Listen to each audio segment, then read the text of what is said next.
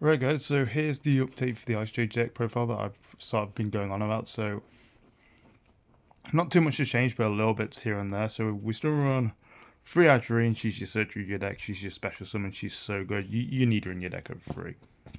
So you got 3 of your new Adrene. So again, a really staple for the deck. Like 3 of this and 3 of this is like you just can't dispute it, unfortunately. Just getting that extra token, making a synchro going into a link is just so good. For the more different ones, so we've got 3 actually because I still like the drop and draw, and its effective special is still good. 1 Tanola, you only need her at 1. Your effect doesn't always come up, so you don't really want to like overly draw it, which can be a bit bricky. 3 Tremora, just because she's a special summon and gets stuff out your hand if you kind of got a bit more of a cloggy hand, so that's always nice. Want to eat your process, you only really need 1. You've now got like your big Adrene to kind of make your synchro, so it's fine. The effect to kind of like bolster your attack is really good, so and it is a quick effect, so always keep that in mind. It is Hand or Grave. 1 Cosmic Law. I always debate with the second, but yeah, it never really comes up. I don't really miss it. 3 Sea Nettle. So we've got €2, 1 American print. I like having the distinction, it's nice. Just because it's like a decent like extender. And the other thing is with this one is that even if you draw 2 of them, it still opens up plays. For your hand traps, run 2 Ash. You could always run the 3rd by cutting down probably the Sea Nettle, but again, that's up to you. I wouldn't really do it. So for the spells, 3 Cradle. Yeah, you can't dispute this. You need 3 of your Aurora. It's not a hard one to put turning. Your only limitation is the if you control the monster or if it's in your graveyard. 3 Manifestation. Again, another 3 of. You kind of need this really bad. So if you control a water monster and your opponent has a monster on their field or in the graveyard, you can special summon Icejade or send one from deck to graveyard. So again, you can play around all of it. It's not always easy, but you can. The other lovely little thing about this is if your opponent would remove an Icejade from the field by not being destroyed, you can banish this and then target a card on the field and banish it. The effect to special or send, if a water monster field, the can't like chain Book of Moon or Econ to take the monster and make it fizzle, it will still resolve. That part is just an activational cost. Here we go. 3 Cradle. It's always debatable. You could always run this at 2, but just its recyclability of like basically being like Warrior returning alive is just really helpful, and the lowering of your opponent's attack is really helpful too. Just a generally good utility card. I can't really say anything much more. 1 Curse. Just because, again, the burn effect is really good, and the stun effect of making your opponent not being able to activate monster effects to turn their summoned is absolute god tier. 2 Fury of the Caroshin. Yeah, enough said, it's a war deck. Monster Reborn, I'm not going to go for Monster Reborn. And More of Greed, just a nice card. So you could say, so normal monster, activate this, get that, draw 2 cards, activate the field spell, grab that monster back. Really funny and fun. Right. Let's go for your traps. So 1 Icejade Curse. So yay, I'm going to go over the curse a bit more with this one. So with curse, so you can negate. So you target one face-up card you control. Always remember it's card, not monster. Target 1 Icejade you control, destroy it, negate that card till the end of turn. So it has really fun applications, which is really fun. Always interesting. Again, if a face-up water monster will leave the field. So this is face-up water monster, so it doesn't have to be an Icejade. So you can then, if it would be removed from the field, like Compulse or something, you can, special an Icejade from deck. Really solid. You can activate Manifestation and Erosion on Resolution, so it's fine. 2 Goes and Match, running a mainly water-based deck, so Goes and feels fine. Goes and hurts a lot of decks. Plus, if you are running against a deck with the same variety, it's just a really nice side-out card, so it's like an obvious choice. 2 Torrential Tribute. I'm running Fury, it's fine. 1 White Howling, because who doesn't like saying, no to spell cards for your opponent for the turn. So yeah, that is the 40 card main deck. We've kept it to 40. I feel 40 is fine. Before we go on to the extras, we have your 2 tokens here. I decided on slide tokens because they are water attribute. I'm hoping they do make some adrenaline tokens soon, so I can actually use these. So yeah, that would be nice. So we'll go on to the extra deck. So extra deck's relatively the same. So for fusions, we're running Wrong God Slime because you can make it with your field spell and Cosmic Claw. 1 big Adrenaline because she's awesome. Combining her with the rest of the deck is so good. Being able to, like, you know, just activate this effect to make it so your cards can't be destroyed by your opponent's card effects or be banished is so good. The also effect is in which not many people realize. If a card is banished by your opponent's card effect, you can special summon this card. So you have to remember though, because some things are cost. Big Cheng-Ying, he's a good dude. He's good for the deck. He's amazing.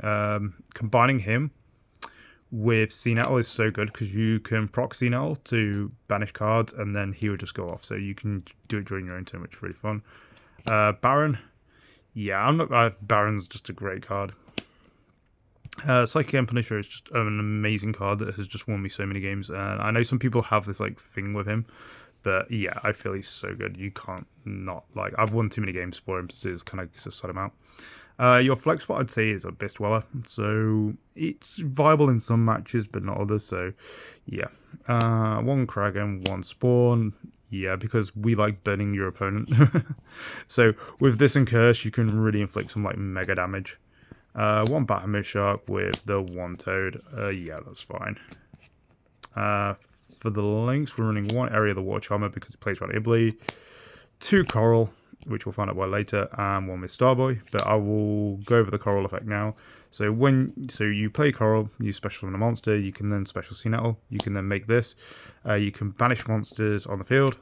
The thing is, because you have played Coral, you're locked into water, and then you can't special summon monsters back, so it hurts your opponent. So you're kind of turning the negative of Coral into the plus for this.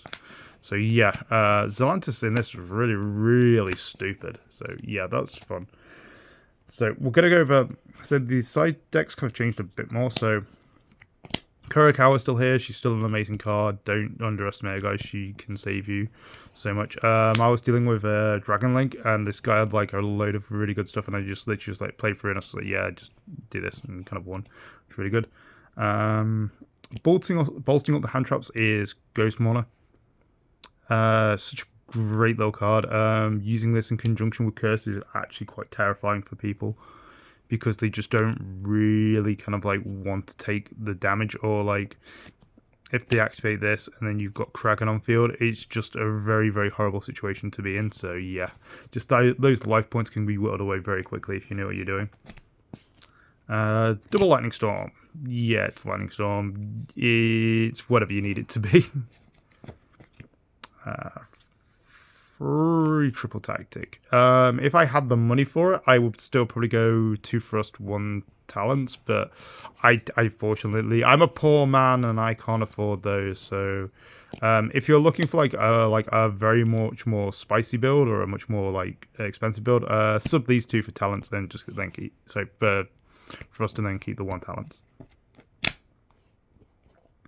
Next we've got 2 Ice Barrier, because Ice Barrier negates your opponent's monsters, makes their attack 0, so allows you to win more easily. Its second effect to kind of like send cards from the deck to the graveyard. That one is really, really good, so you just tutoring for your deck is really useful. I know some people say like running Foolish Barrel Goods for this is a good idea. You can do, it is an option, I just don't prefer to. So 2 more White Howling if I'm, say, going against Runic or Runic Sprite, it really helps. And then lastly is 2 Spiritual Water Art. I know this has become a meta trend of late, so it's kind of like, I was umming and ahhing with this anyway for like a while. So just now knocking like key pieces out of someone's hand is really, really useful. So, and the extra hand knowledge for Icejade really, really comes in handy. So yeah, that is the deck profile. Hopefully you guys like it. There's some extra bits I've got here. I have like a nice little thing, got a cool field center. I've got 2 actually, and then these are my zone blockers because unfortunately my local still has quite a bit of cash tier in there, so you know I've got to do it to kind of like, you know, keep up game states and stuff like that. I'm really liking the Great Wave map that I've got here, so yeah, I'm really loving playing that. So yeah, it's really, really good. the update feels fine. The deck feels a lot more reactive now. Like Castor is like full Castor is gone. The the main deck is there's like you always have your kind of like this, your Gozens, I'd say this and this, like your main 5 side out cards, which are fine. There's I like them because they are reactively sideable. So that always is fun for me to kind of like think to myself, oh, okay, well I should side these because it's this, or I should side these because of this. I only feel like the worst deck at the moment probably to have is Labyrinth, but with Erosion and being well timed, you should be able to survive it a bit better. So again, it's just one of those you're having to utilize your cards a bit better. So also the effect of like Curse hitting Labyrinth as well is quite harsh, so you don't get Big Lady and everything to like do stuff, so it kind of helps. But yeah, what do you guys think of the deck? Hopefully you guys like it. I could probably do some test hands or something, or do some little ideas. But the thing is, though, it's kind of, you always think to yourself, Icejade is not about making a massive board. It's kind of like slowly chipping away at your opponent and making them regret ever underestimating the deck you play. So hopefully you guys like the video. See you in the next one, and I've got an update tomorrow coming. See you in a bit.